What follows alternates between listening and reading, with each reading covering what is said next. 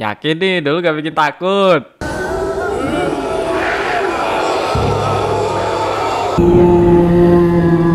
Hantu! Hantu! Hantu! Hantu! うーい、怖いよ。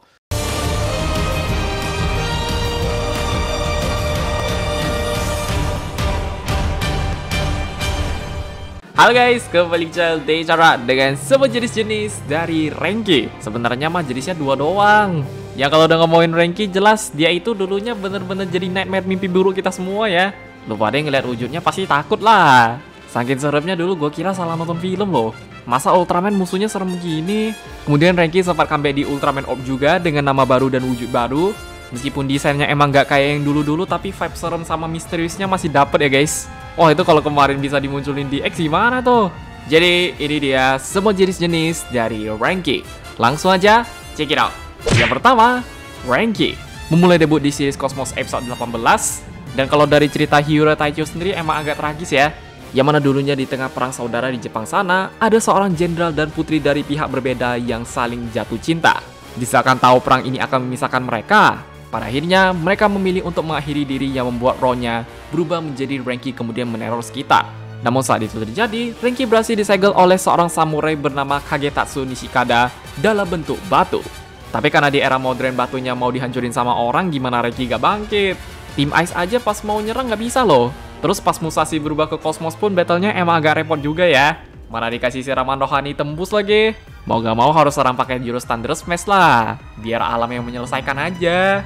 Cuma saat Shinobu memberikan ceramah nojutsu kepada Renki mengenai rintangan kekasih dalam mencapai kebahagiaan, ini pun membuat Renki sadar dan menghilang sehingga roh mereka bisa beristirahat dengan damai. Ya, untuk desain dari Renki sendiri seperti yang gue bilang di awal tadi tuh emang serem mampus ya guys. Dengan wajah berwarna putih, rambutnya panjang, matanya merah, mulutnya lebar, dan menggunakan baju layaknya samurai. Cuma untuk jurus sayangnya nih Renki satu doang ya. Soalnya dia emang lebih ngandelin katananya sih, yaitu Intangibility, yang mana Renki bisa membuat tubuhnya tembus dari serangan lawan, termasuk jurus Full Moon Ray. Tapi kalau mau ngandelin kekuatan alam kayak Thunder Smash tadi masih bisa ya guys. Overall ini buat lu pada yang pengen cerita-cerita dulu pertama kali lihat Renki gimana, monggo dah. Pas zaman gua masih bocil nonton dari laptop, saking serem itu laptopnya gua tutup loh. Kok bisa dapat episode begini sih? Yang dua, Gurenki. Dia kembali di series Orb episode 19 dengan nama maupun wujud baru. Yang mana Gurenki ini kalau dari Pacific Record tuh ceritanya gak beda jauh kayak yang Cosmos tadi ya. Dahulu kala, dia berasal dari roh seorang komandan dan putri yang akan meneror pengantin wanita saat hari pernikahan. Tapi pada akhirnya, Gurenki juga disegel oleh seorang biksu ke dalam bentuk batu, kemudian batu ini dipercaya bisa mengabulkan permintaan manusia. Katanya kalau lu taruh sepatu di situ bakalan dapat jodoh.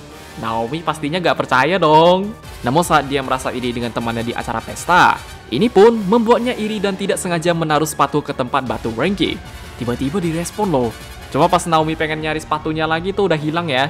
Besoknya ketika Gurenki muncul beneran jir. Kemudian Gai pun berubah menjadi orb dan melawan roh ini. Ya secara battle agak sulit ya guys. Karena Gurenki ini kalau udah pakai pedang emang jago sih. Namanya juga samurai.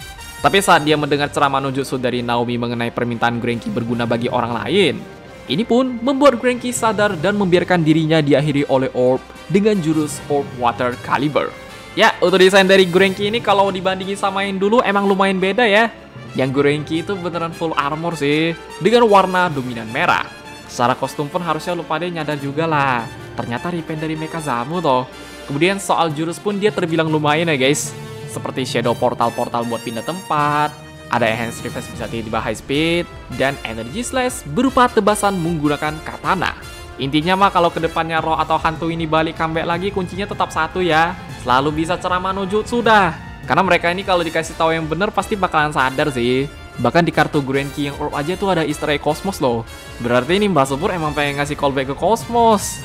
Oke guys, ya jadi segitu aja untuk semua jenis-jenis dari Renki. Oh ya, buat yang mungkin nanya hubungan Renki sama X tadi gimana, rupanya ini konsep yang sempat dibatalin ya. Karena harusnya Renki itu bakal muncul di X episode 19 sih. Cuma gak tahu kenapa tiba-tiba batal. Mungkin dulu konsepnya belum selesai kali bang. Tapi kadang tetap bikin penasaran aja ya guys. X kalau disuruh lawan Renki boleh juga deh. Coba kalau ada yang nanya Renki itu bisa diubah jadi spadol terus Zio bisa bikin kartu cybernya, no comment dah. Masalahnya ini hantu loh. Dipikir-pikir gak mungkin lah. Paling segitu aja. Kalau lu pada punya pendapat, koreksi, atau yang lain, bisa komen di bawah. Jangan lupa like, share, subscribe, dan sampai jumpa di video pembahasan Ultraman yang lainnya. Bye-bye!